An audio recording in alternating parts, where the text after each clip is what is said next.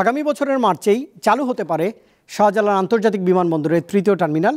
এর গ্রাউন্ড হ্যান্ডলিংয়ের দায়িত্ব বিমানকে দেওয়া হচ্ছে বলে জানিয়েছেন বেসামরিক বিমান চলাচল কর্তৃপক্ষের চেয়ারম্যান।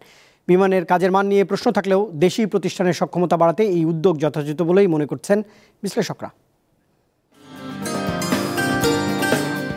আকাশপথে বাড়ছে বাংলাদেশের সক্ষমতা, আরও আধুনিক হচ্ছে দেশের প্রধান বিমানবন্দর। এরই মধ্যে হযরত শাহজালাল আন্তর্জাতিক বিমানবন্দরের তৃতীয় টার্মিনালের কাজ শেষ হয়েছে ৯৯%। ২,৩০,০০০ বর্গমিটার আয়তনের বিশাল এই টার্মিনালে থাকছে বিশ্বমানের প্রযুক্তি। যাত্রীদের লাগেজ বেল্ট থাকবে ১৬টি, ১৫টি স্বয়ংক্রিয় চেক ইন কাউন্টার সহ মোট ১১৫টি চেক ইন কাউন্টার থাকবে। প্রথম পর্যায়ে ১২টি বোর্ডিং ব্রিজ থাকবে এই টার্মিনালে।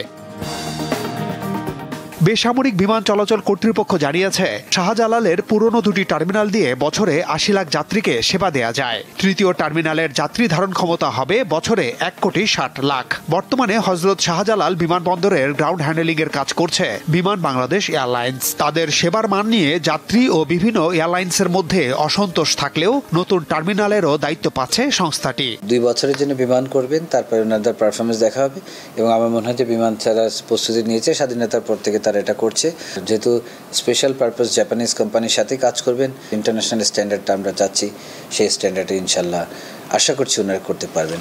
বিষয়টিকে ইতিবাচকভাবে দেখছেন বিশ্লেষকেরা। গ্রাউন্ড হ্যান্ডলিং বিষয়টা আসলে অনেকটা জটিল আমি মনে করি, কারণ এটা শুধুমাত্র কার্গো হ্যান্ডলিং এর ব্যাপার না। এখানে যাত্রী, লাগেজ এবং আমাদের টার্মিনালের মধ্যে যে ট্রান্সফার এবং এয়ারক্রাফট টু এয়ারক্রাফট ট্রান্সফারের যে বিষয়গুলো, সেই জায়গায় আমাদের আসলে শেখার অনেক কিছু আছে। তো সাময়িক যদি আমরা যৌথভাবে কাজ করি, তাহলে আমাদের মধ্যে যে প্রশিক্ষণের দরকার আছে আমাদের জনবলে, সেটা তৈরি হয়ে যাবে।